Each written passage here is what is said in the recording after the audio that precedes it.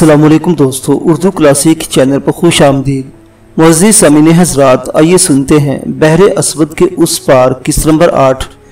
मुअज़्ज़िज़ सामीन हज़रात, हमारे नए चैनल हिस्ट्री ऑफ किंगडम को भी सब्सक्राइब कर लें, जिसका लिंक डिस्क्रिप्शन में मौजूद है। तो आइए चलते हैं तारीखी नावल की जानिब। फिर जब वो होश में आया तो खालिद ज़हनी की कैफियत में काफ़ी देर तक यूं ही लेटा रहा। उसकी आंखें खुली थी लेकिन वो कुछ ना देख रहा था। वो देर तक खला में घूरता रहा। आहिस्ता आहिस्ता उसके शूर ने आंख खोली और उसने अपने आप को एक यकसर अजनबी माहौल में महसूस किया। ये एक बंद कमरा था। कमरे में किसी किस्म का सामान नहीं था। दीवारें कच्ची और खस्ता थी, जिसका मतलब था कि वो मकदूनिया से दूर किसी और जगह कैद है। उसने कमरे में मौजूद दिन की मध्यम सी रोशनी से अंदाजा लगाया कि ये तकरीबन दोपहर का वक्त है। रोशनी कमरे के इकलौते बोसीदा रोशनदान से अंदर आ रही थी। उसे वक्त का कुछ अंदाजा नहीं था। उसे अंदाजा भी ना हो सका कि वो कितनी देर में होश रहा। वो उठकर बैठने की कोशिश करने लगा तो उसे एहसास हुआ कि उसके बदन का एक एक अंग दुख रहा है। उसने अपने साथ गुजरे हुए हालात को याद करना चाहा, लेकिन उसका ज़हन अभी पूरी तरह साफ नहीं हुआ था। और फिर बिलाखिर उसे सब कुछ याद आने लगा। आखिरी मर्तबा उसे सर पर किसी ज़र्ब की चीज लगी थी और वो बेहोश हो गया था। फिर अचानक उसकी आंखों के सामने उसकी बहन नूरीन का चेहरा घूम गया। गोल मटोल सा मासूम और बेजरा चेहरा, जिस पर जहानत से भरपूर आंखें नरगिस की तरह दिलकश दिखाई देती थी। यकायक उसकी अपनी आंखें छलक पड़ी। उसे कैद, भूख और दर्द का एहसास न रहा। अब सिर्फ और सिर्फ उसे अपनी प्यारी बहन की याद आ रही थी, जिसके जनाजे को वो कंधा भी न दे सका था, जिसका आखिरी दीदार भी उसे नसीब न हुआ था। सीने में दर्द की एक टीस उठी और उसकी सिसकारी निकल गई। उसे अपने आपी के साथ गुजरा हुआ अपनी जिंदगी का एक एक पल याद आने लगा। बचपन, लड़कपन और जवानी के सब दिन जो इन्होंने इकट्ठे गुजारे थे। न जाने इनके हंसते बसते गुलिस्तान को किसकी नजर खा गई। उसे मालूम होता कि थिडोरा के साथ उसका हंस के बोलना तकदीर को इस कदर बुरा लगेगा तो वो इसके साय से भी बचने की कोशिश करता। जाने उसकी दुखियारी माँ का क्या हाल होगा। अचानक उसे अपनी कैद का एहसास हुआ। उसे याद आया कि उसकी माँ को उसकी जरूरत है। उसे घर जाना चाहिए, अभी और इसी वक्त। एक लम्हे के लिए उसे ख्याल आया कि कहीं अब तक महज ख्वाब तो ना देखता रहा था। हो सकता है अब तक उसने ख्वाब ही देखा हो और उसकी आपी उसका इंतजार कर रही हो। वो तड़प कर उठा, लेकिन वो ख्वाब ना था, वो कैद में था। उसे बिल्कुल भी इल्म ना था कि वो किसकी कैद में है। वो उठा और उसने लकड़ी के कोना साल दरवाजे को पीटना शुरू कर दिया। खोलो खोलो, दरवाजा खोलो, जल्दी खोलो दरवाजा। अरे कोई है, अरे दरवाजा खोलो, नहीं तो मैं दरवाजा तोड़ दूंगा। वो चीख रहा था, चिल्ला रहा था और दरवाजा पीट रहा था, लेकिन उसे कोई जवाब नहीं मिल रहा था। उसने और जोर से दरवाजा पीटना शुरू कर दिया। खुदा के लिए मुझे अपने आपी के पास जाने दो, खुदा के लिए मुझे मेरे घर जाने दो। तुम लोगों ने मुझे क्यों बंद कर रखा है? मेरा कसूर तो बताओ। वो चीखता रहा, गला फाड़ फाड़ कर चीखता रहा, मगर उसके चीखने चिल्लाने का कोई जवाब न आया। मान उसे ख्याल आया और उसने जॉनसन जॉनसन पुकारना शुरू कर दिया। जॉनसन, मुझे छोड़ दो, मुझे इतना अजाब ना दो, मैं घर जाना चाहता हूँ। लेकिन उसकी चीखों पुकार कर किसी ने जवाब न दिया। वो जिस जॉनसन को पुकार रहा था वो अब इस दुनिया में नहीं था, लेकिन उसे क्या मालूम, वो तो उसी रात अगवा हो गया था जिस रात उसे नूरीन की लाश मिली थी, और जॉनसन तो अगली सुबह कत्ल किया गया था। उसने दरवाजा तोड़ने की भी कोशिश की, लेकिन दरवाजा काफी मजबूत था। आखिर वो थक कर बैठ गया और एक एक पल एक एक सदी समझकर काटने लगा। कमरे में रोशनी आहिस्ता आहिस्ता मध्यम पड़ती गई। गालिबन शाम हो रही थी, यहाँ तक कि शाम हो गई और फिर कमरा मुकम्मल तौर पर तारीक हो गया। वो समझ गया कि रात हो गई है। ये रात उसकी जिंदगी की तवील तरीन रात थी। वो सारी रात जालिमों की आमद का इंतजार करता रहा। कभी कभार उठता, दरवाजा पीटता, चीखता चिल्लाता, शोर मचाता, लेकिन ऐसा लगता था जैसे उसे जहन्नुम में डाल दिया गया हो। उसकी किसी फरियाद की सुनवाई न हुई। उसका पेट खाली था, चीख चीखकर गला भी खुश्क हो चुका था। गमो इंदो, भूख, प्यास और कैद तन्हाई ने उसे ऐसी अजियत से दो चार कर दिया था जो अल्फाज में बयान नहीं की जा सकती थी। जाने रात के किस पहर उसकी फिर से आंख लग गई। उसकी आंख उस वक्त खुली जब उसने किसी चीज का खटका सुना। वो हड़बड़ाकर उठ बैठा। कमरे का दरवाजा बदस्तूर बंद था, लेकिन सुबह हो चुकी थी। फिर अचानक कमरे की इकलौती खिड़की से पार दोबारा खटका हुआ और खिड़की खुल गई। उठकर खड़ा हो गया। खिड़की में काफी मजबूत सलाखें लगी हुई थी। उसे बाहर एक सख्तगीर चेहरा सा नजर आया। बड़ी बड़ी खूंखार आंखों और घनी दाढ़ी मूछों वाला चेहरा। हुलिये से इसने अंदाजा लगाया कि यह किसी जड़ देहाती शख्स का चेहरा है। ए लड़के, ये ले खाना। देहाती ने एक छोटी सी पोटली सलाख से अंदर फेंक दी और चमड़े का एक छोटा सा मशकीज़ा भी। शिराज ने अपनी जगह से हरकत ना की बल्कि देहाती की आंखों में आंखें डालकर पूछा, भाई साहिब तुम कौन लोग हो और मुझे क्यों बंद कर रखा है और ये कौन सा इलाका है? शिराज ने इकट्ठे सवालात कर डाले। उसे बेशक भूख लगी थी लेकिन फिर भी खाने को देखकर उसे यूं लगा जैसे देहाती उसके लिए खाना नहीं बल्कि जहर लाया हो। ये उसका शक नहीं था, उसका दिल न चाह रहा था। उसने देहाती से मालूमात हासिल करना ज्यादा जरूरी समझा। खूंखार देहाती ने खाजा में नजरों से उसकी जानिब देखा और कहा, हम कौन लोग हैं? हम बलकान के पहाड़ी लोग हैं। तुमको क्यों बंद कर रखा है मालूम नहीं? ये कौन सा इलाका है? ये कोहे बलकान का इलाका है बस, या कुछ और भी पूछना है? देहाती ने नंबरवार हर सवाल का जवाब दिया लेकिन शिराज की बेचैनी दूर न हुई बल्कि और बढ़ गई। कोहे बलकान के एक पहाड़ी देहात में आखिर वो क्यों कैद किया गया था? उसे किसने कैद किया था? उसकी बहन के कातिल ने। आखिर क्यों? उसकी क्या दुश्मनी थी शिराज के साथ? वो तड़प कर बोला, भाई साहिब तुम्हें क्यों मालूम नहीं कि मुझे किसने कैद किया गया है और किसने कैद किया है? मेरी बहन मर गई है, मुझे इसके जनाजे में भी शरीक नहीं होने दिया गया। तुम लोग मुझे उठाकर लाए हो और कब और क्यों लाए हो? ये लड़के तुम्हें क्यों लाया गया है मुझे नहीं मालूम। मुझे तो यही कहा गया है कि तुम कैदी हो और तुम्हारी कड़ी निगरानी करूं, जो मैं कर रहा हूं। तुमने अगर यहां से निकलने की कोशिश की तो मुझे बेहद खुशी होगी। जानती हो क्यों? इसलिए कि मुझे तुम्हें कत्ल करने का मौका मिलेगा।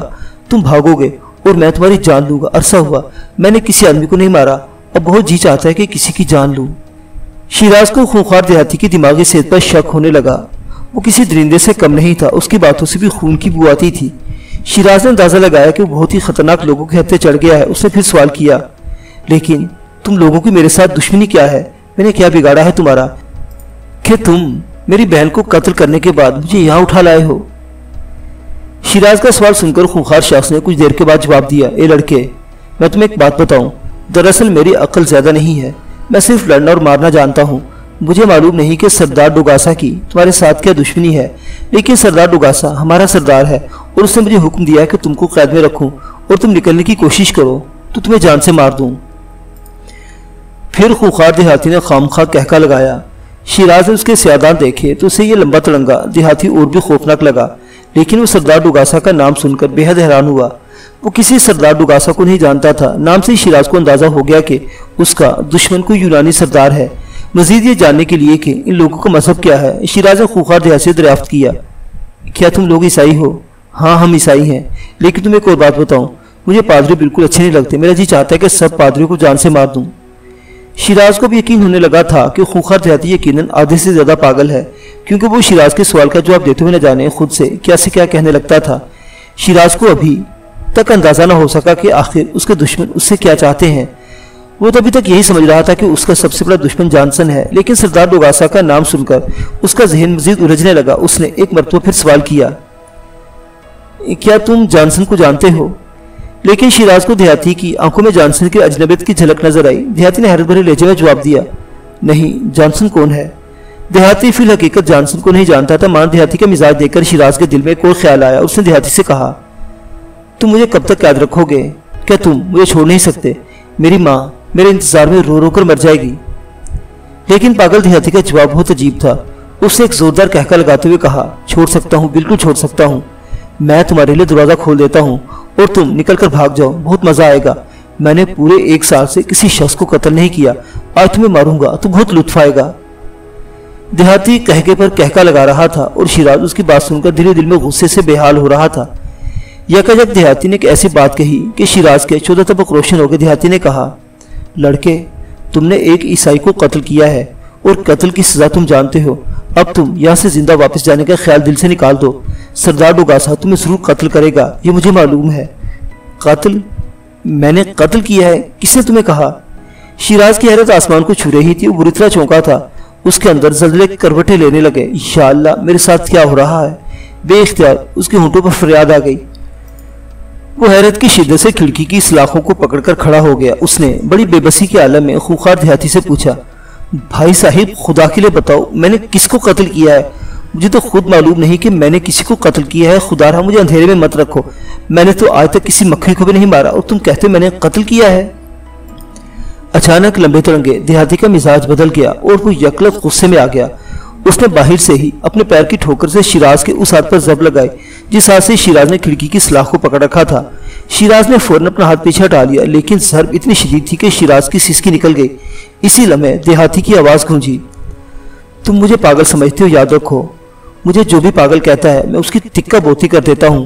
میری ساری زندگی قتل کرتے کرتے گزری ہے، سمجھے؟ اور پھر وہ شیراز کے پکارتے رہنے کے باوجود چلا گیا۔ شیراز کے اندر ہلچل مچی ہوئی تھی، اس نے نہ چاہتے ہوئے بھی کھانا کھانے کا ارادہ کر لیا۔ وہ جانتا تھا کہ یہاں سے فرار ہونے کے اسے جسمانی طاقت کی ضرورت ہوگی۔ اب وہ یہاں سے فرار ہونے کے منصوبے سوچنے لگا، چنانچہ اس نے مناسب سمجھا کہ کھانا کھا کر اپنی نحیفی کا ازالہ کر لے۔ وہ سچ مچ اپنے بدن میں طاقت کی بے پناہ کمی محسوس کر رہا تھا۔ اس نے پوٹلی کھولی، پوٹلی میں مکئی کی ایک سوکھی چپاتی کے ساتھ گڑ رکھا تھا۔ شیراز نے چپاتی زہر مار کی اور مشکیزے سے پانی پیا تو اسے ایک بار پھر خمار آنے لگا۔ وہ کوٹھی میں بچھی گھاس پر لیٹ گیا۔ تھوڑی دیر بعد اس کی آنکھ لگ گئی، یہ اس کی جسمانی کمزوری کا اثر تھا۔ دوپہر کے بعد اس کی آنکھ کھلی۔ اب اس نے یہاں سے فرار ہونے کا فیصلہ کر لیا۔ وہ کھڑکی کی سلاخیں توڑنا چاہتا تھا۔ اس نے کمرے میں نظر دوڑائی، کوئی بھی ایسی چیز یہاں نہیں تھی جس سے اس سلسلے میں مدد لی جا سکتی۔ اس نے کھڑکی کا بغور جائزہ لیا۔ کھڑکی کی سلاخیں کافی مضبوطی سے گڑی ہوئی تھی اور کھڑکی باہر کی طرف کھلتی اور بند ہوتی تھی۔ یقیناً یہ کمرہ قید خانے کے نقطہ نظر سے بنایا گیا تھا۔ اگر ایسا نہ ہوتا تو کھڑکی اندر سے کھلنے اور بند ہونے کا بندوبست ہوتا۔ کھڑکی کے دو پٹ تھے جو اگرچہ اتنے مضبوط نہ تھے، لیکن سلاخیں اسے یونانی زندانوں کی سلاخوں سے کم نہ لگ رہی تھی۔ اس نے ایک سلاخ کو پکڑ کر جھٹکا دینے کی کوشش کی، لیکن اپنی جگہ سے ذرا بھی نہ ہلی۔ اب اس نے دروازے پر توجہ دی، لیکن دروازہ بھی خاصی مضبوط لکڑی کا تھا اور آسانی سے ٹوٹنا مشکل تھا۔ روشن دان اس کی پہنچ سے زیادہ اونچا تھا۔ اگر وہ روشن دان تک پہنچ بھی جاتا تو وہ بھی دروازے اور کھڑکی کی طرح کافی مضبوط تھا اور اس میں بھی سلاخیں گڑی ہوئی تھی۔ اس نے ہر چیز کا بغور جائزہ لینے کے بعد اپنے منصوبے کا انداز بدلنے کا ارادہ کیا اور اس نے سوچا کسی طرح سے دروازہ کھلوایا جائے۔ تب اسے خونخوار دیہاتی کی بات یاد آئی جو از خود دروازہ کھولنے کے لیے تیار تھا، کیونکہ وہ شیراز کو مار کر اپنا قتل کرنے کا شوق پورا کرنا چاہتا تھا۔ لیکن شیراز چاہتا تھا کہ اسے خونخوار اور جسیم دیہاتی سے لڑائی نہ کرنی پڑے، لیکن ایسی کوئی ترکیب اسے سجائی نہ دے رہی تھی۔ بالآخر وہ تھک کر اپنی جگہ گھاس پر لیٹ گیا۔ اب اسے دیہاتی کا انتظار تھا۔ اس کا خیال تھا کہ وہ اسے آرام کرنے کی کوشش کرے گا، لیکن دیہاتی پھر دن بھر دکھائی نہ دیا۔ شام کے بعد ایک اور اجنبی چہرہ اسے کھانا اور پانی دے گیا۔ 2 دن میں اس کی کیفیت ہی عجیب ہو گئی۔ کبھی وہ زور زور سے رونے لگتا، اپنے آپ کو یاد کرتا، اپنے گھر اور اپنی ماں کو یاد کرتا، اور کبھی اس کے اندر قتل کرنے کا جذبہ پیدا ہونے لگتا۔ وہ سوچتا کہ اس قید سے موت ہی بہتر ہے اور اسے کسی نہ کسی کو قتل کر دینا چاہیے۔ کبھی چیختا چلاتا، دروازہ پیٹتا، شور مچاتا، لیکن کوئی رد عمل ظاہر نہ ہوتا۔ یہ کوٹھلی واقعی قید خانے کے طور پر استعمال ہوتی تھی۔ اس بات کا یقین اسے یہ دیکھ کر آیا کہ کوٹھلی میں رفع حاجات کے لیے لکڑی کا ایک چھوٹا سا بیت الخلا بنا ہوا تھا جو 4-5 انچ کی چوبی دیوار کو نصف دائرے میں گھما کر پردے کے طور پر بنایا گیا تھا۔ اس میں لکڑی کا ایک بھاری ڈرم ٹھنڈے اور یخ بستہ پانی کا بھرا ہوا رکھا تھا اور مٹی کا ایک غلیظ سا برتن بھی ایک طرف دھرا تھا۔ اس نے اس بیت الخلا کو ابھی تک استعمال نہیں کیا تھا۔ تیسری رات کے پچھلے پہر اسے ضرورت محسوس ہوئی تو وہ اس ڈرمے میں جا گھسا۔ یہاں آ کر اسے یکلت خیال سوجا اور اس نے اگلی صبح اس پر عمل کرنے کا منصوبہ تیار کیا۔ اسے اندازہ تھا کہ کھانا لانے والا طلوع آفتاب کے بعد آتا ہے، چنانچہ اس نے باقی رات جاگ کر گزاری اور صبح ہوتے ہی اس بیت الخلا میں جا چھپا۔ وہ بیت الخلا میں چھپ کر کھانا لانے والے کا انتظار کرنے لگا۔ اب اسے یوں محسوس ہوا جیسے وہ وقت سے بہت پہلے یہاں آ گیا ہو، کیونکہ انتظار میں بیٹھے بیٹھے کافی وقت گزر گیا، لیکن ابھی تک کوئی نہ آیا تھا۔ بہرحال اس نے تحمل سے کام لیا اور کوئی حرکت پیدا کیے بغیر وہیں چھپا رہا۔ لگ بھگ 2 گھنٹے بعد اسے کھڑکی کھلنے کا کھٹکا سنائی دیا۔ وہ چوکنا ہو گیا۔ اے لڑکے، جلدی باہر نکلو، کھانا لایا ہوں تیرے لیے۔ آج پھر اسی نیم پاگل دیہاتی کی آواز سنائی دی، لیکن شیراز نے کوئی جواب نہ دیا۔ لڑکے، ارے او لڑکے، بولتا کیوں نہیں؟ خبیث، تو جانتا نہیں میرا غصہ کتنا سخت ہے۔ دیہاتی نے پھر ہانک لگائی۔ شیراز بدستور خاموش رہا، بلکہ اس نے اپنی سانس تک روک لی۔ نیم پاگل دیہاتی کو حیرت ہوئی کہ آخر قیدی بول کیوں نہیں رہا۔ آدھا پاگل تو وہ پہلے ہی تھا۔ اس صورتحال پر بڑبڑانے لگا، خبیث مر تو نہیں گیا کہیں؟ کوئی آواز تک سنائی نہیں دیتی۔ نیم پاگل دیہاتی نے خود کلامی کی، پھر زور زور سے آوازیں دینے لگا۔ لڑکے، او لڑکے، میری آواز کا جواب دو، بزدل پلے، ورنہ میں سردار ڈوگاسا کے حکم کا انتظار نہیں کروں گا اور ابھی تمہیں ختم کر دوں گا۔ دیکھو میرا غصہ بڑھ رہا ہے، اگر تم تھوڑی دیر مزید خاموش رہے تو یقین مانو میں تمہیں جان سے مار دوں گا۔ لیکن شیراز تو بہت کچھ ٹھان کر بیٹھا تھا، اسے تو آج ہر صورت یہاں سے نکلنا تھا، چنانچہ اس نے اپنی حالت میں کوئی تبدیلی نہ کی۔ اب دیہاتی خاموش ہو گیا۔ شیراز بدستور چپ چاپ دم سادے بیٹھا رہا۔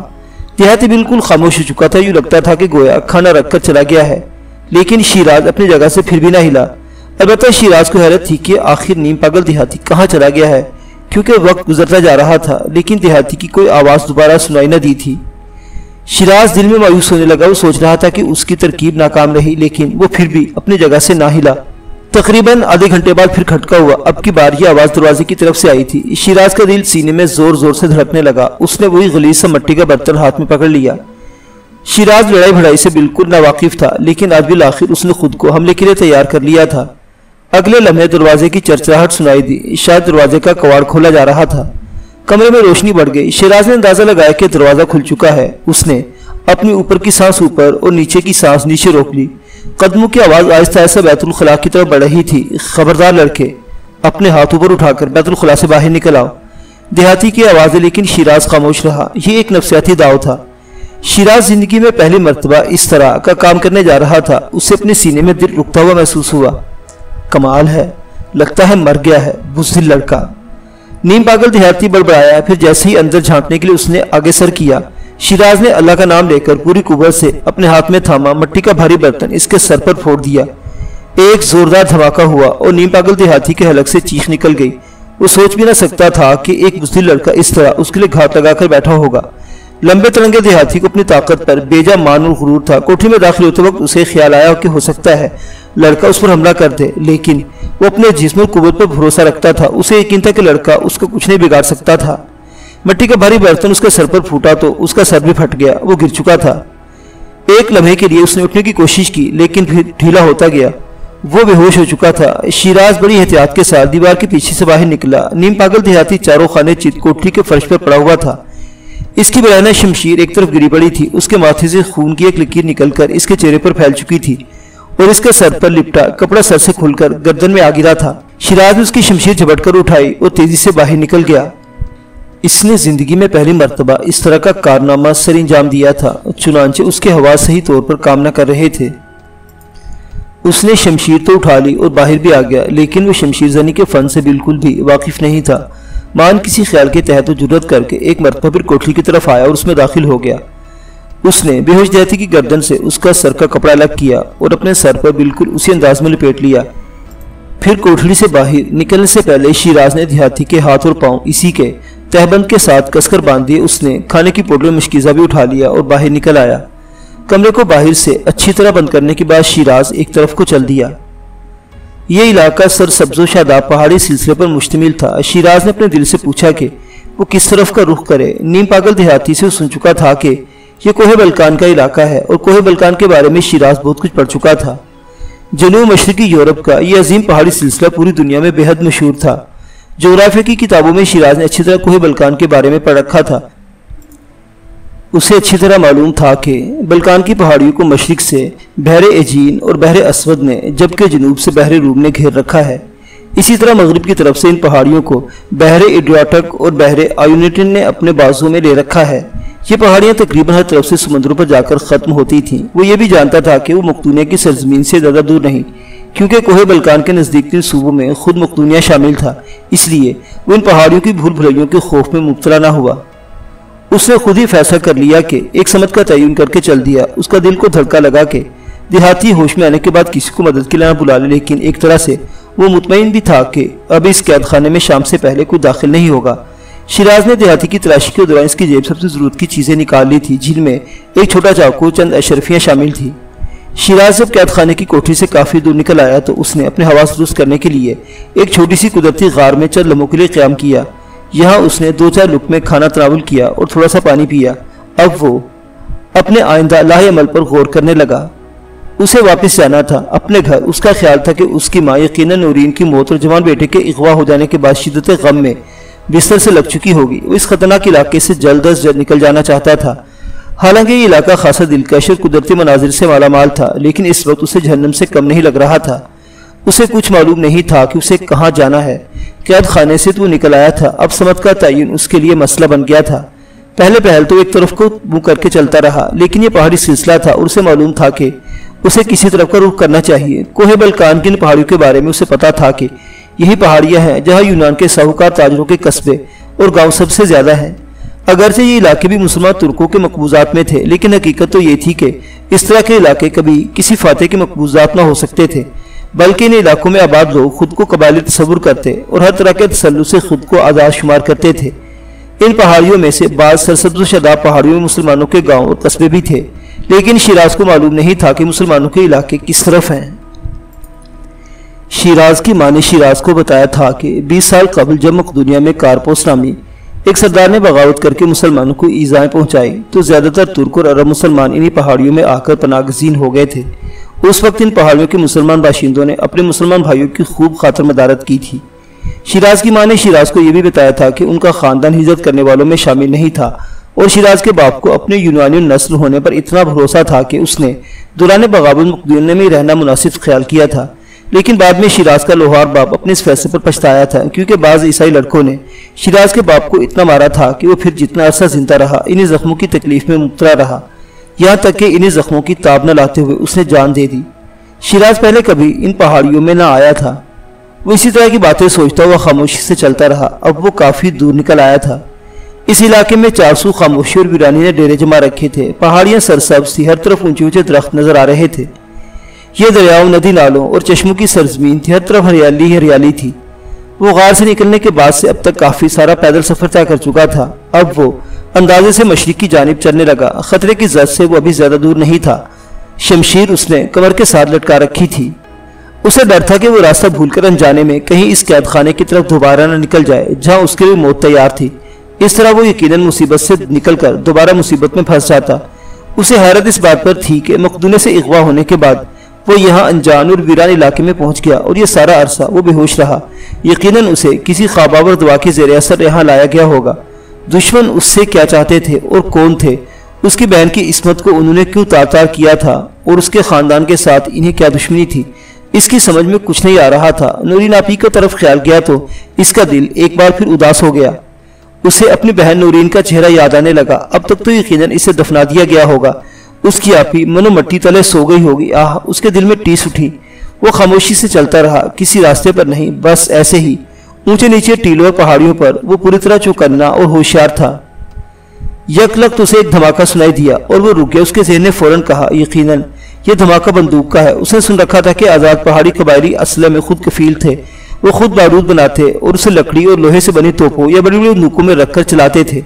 18वीं सदी ईस्वी बंदूक काफ़ी तरक्की कर चुकी थी। अगरचे अभी तक आम जंगों में तलवारें भी इस्तेमाल होती थी, लेकिन बंदूक भी दरियाफ्त हो चुकी थी। धमाके की आवाज़ ने शिराज के कदम रोक लिए। वो सोचने लगा कि कहीं उसके दुश्मन सरदार डुगासा के आदमियों ने तो धमाका न किया होगा।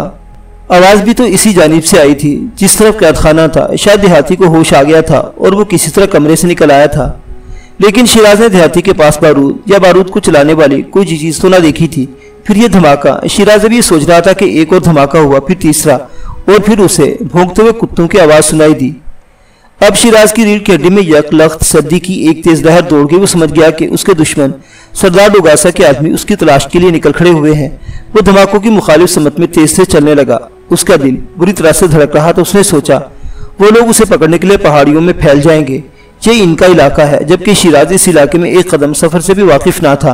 कुत्तों के भौंकने की आवाज़ें मुसलसल आ रही थी। उसके हाथ पांव फूलने लगे, लेकिन उसने हिम्मत की और दिल ही दिल में अल्लाह को याद करने लगा। उसने अपने आप से कहा, जिंदगी और मौत तो अल्लाह के हाथ में है। बेगुनाह हूँ, अल्लाह मेरी मदद करेगा। उसने अपनी रफ्तार और तेज कर दी और फिर एक मुकाम पर वो यकलख्त ठिठक कर रह गया। यहाँ एक पहाड़ी सिलसिला इख्तिताम पजीर हो रहा था। आगे इंतहाई गहरी खाई थी। वो सोचने लगा कि इस गहरी खाई में उतरकर सामने की पहाड़ी का रुख करे या यहाँ से किसी और तरफ को मुड़ जाए। अगर वो खाई में उतरता तो पीछे से आने वाला दुश्मन उसे घेर कर मार सकता था। नीचे खाई थी और सामने एक नई पहाड़ी थी। उसके दिल ने कहा कि अगर वो सामने की पहाड़ी पर किसी तरह जा पहुंचे तो शायद इस इलाके के दुश्मन से महफूज हो जाए। इसी असना में एक और वाक़या हुआ। वो भी वहाँ खड़े फैसला करने की कोशिश कर रहा था कि उसकी नज़र सामने की पहाड़ी पर पड़ी। उसके सामने वाली पहाड़ी पर 3-4 अफराद बंदूकें और कमाने उठाए उसी समय देख रहे थे जिस तरफ से धमाकों की आवाज़ें आई थी। उनके चेहरों पर बेहद हैरत और गुस्से के आसार थे। उनके अंदाज़ो तवार से ऐसे मालूम होता था जैसे वो धमाकों की समत और वजह मालूम करना चाहते हों। उनमें से एक नौजवान ने अपनी आंखों के साथ दूरबीन लगा रखी थी और बाकी लोग अपनी आंखों पर हाथ का छजा बनाए उसी समत में इन हिमाक से देख रहे थे। वो जिस समत में देखने की कोशिश कर रहे थे शिराज उसी तरफ से आया था, लेकिन अब तो धमाकों की आवाज़ बंद थी। उसने खुद को इनसे छुपाने के लिए एक बड़े पत्थर की आड़ ले ली। अब शिराज इसी पत्थर की ओर से ने देख रहा था। अचानक धमाके की आवाज़ फिर सुनाई दी। اس مرتبہ دھماکے کی آواز پہلے سے زیادہ زوردار ہوئی، لگتا تھا جیسے قریب ہی سے آئی ہو۔ یہ دھماکہ شیراز کے کبھی پہاڑی پر ہوا تھا۔ کتوں کے بھونکنے کی آواز مسلسل نزدیک آتی جا رہی تھی۔ شیراز کے دل کی دھڑکن اور تیز ہو گئی اور وہ آس و امید کے سب دروازے بند ہونا شروع ہو گئے۔ اب اس کا پکڑا جانا یقینی تھا۔ اس نے خود کو زمین پر گرا لیا اور رینگتا ہوا وہاں سے کھسک کر قدرے محفوظ جگہ پہنچ گیا، لیکن وہ رکا نہیں بلکہ اسی طرح رینگتے ہوئے اور پتھروں کی آڑ لیتے ہوئے نیچے کی طرف کھسکنے لگا۔ یہ ایک انتہائی خطرناک عمل تھا۔ اگر اس کا پاؤں ذرا سا بھی پھسلتا یا کوئی پتھر اپنی جگہ سے ذرا بھی سرکتا تو شیراز کا گہری کھائی میں جا گرنا یقینی تھا، لیکن اس کے لیے یہی ایک راستہ تھا کہ وہ نیچے کھائی کی طرف اترنے کی کوشش کرے، کیونکہ دشمن اس کے عقب میں تھا اور پیچھے کی طرف اس کی واپسی کے تمام دروازے بند تھے۔ شیراز اسی طرح آگے کو بڑھ رہا تھا کہ وہ سامنے کی پہاڑی پر موجود لوگوں کی نظروں سے بھی پوشیدہ رہا۔ وہ تھوڑا سا نیچے آیا تو یکایک اسے ایک ایسا پتھر دکھائی دیا جس کی اوٹ میں چلے جانے کے بعد وہ اپنے دشمن کی نظروں سے بالکل پوشیدہ رہ سکتا تھا، لیکن کتے۔ مانو سے کتوں کا خیال آیا اور وہ بری طرح گھبرا گیا، کیونکہ کتوں کی تلاش سے چھپنا اس کے بس کی بات نہ تھی۔ کتے تو انسان کی بو سونگ کر اسے تلاش کرتے تھے۔ شیراز جلد ہی اس بڑے ہوئے پتھر کے نیچے جا چھپا۔ یہاں اکبی پہاڑی کے ایک بڑے سے پتھر نے قدرتی چھجا بنا رکھا تھا اور اس چھجے کے سامنے بھی ایک دیوہکر پتھر پڑا تھا۔ اس طرح وہ ایک قدرتی مورچے میں آ گیا تھا، لیکن کتوں کی پہنچ سے بچنا اس کے بس میں نہ تھا۔ شیراز دل ہی دل میں اپنے پروردگار سے دعائیں مانگنے لگا۔ شیراز نے اپنی شمشیر کمر سے اتار کر ہاتھ میں تھام لی اور وہ پوری طرح مستعد ہو گیا۔ اس نے مرنے یا مارنے کی ٹھان لی تھی اور وہ اپنے آپ کو مقابلے کے لیے تیار کرنے لگا۔ سامنے والی پہاڑی پر موجود افراد اب اسے نظر نہیں آ رہے تھے، حالانکہ وہ اگر اسی جگہ موجود ہوتے جہاں پہلے تھے تو شیراز ان کو دیکھ سکتا تھا۔ شیراز حیران ہو کہ آخر سامنے کی پہاڑی پر موجود لوگ کہاں چلے گئے، لیکن اچانک اس کی نظر ان پر پڑ گئی۔ انہوں نے بھی مختلف پتھروں کے پیچھے پناہ لے رکھی تھی۔ معزز سامعین حضرات، یہ تاریخی ناول کی داستان ابھی جاری ہے۔ بقیہ واقعات اگلی قسط میں۔ دیکھتے رہیے اردو کلاسک۔ اللہ حافظ۔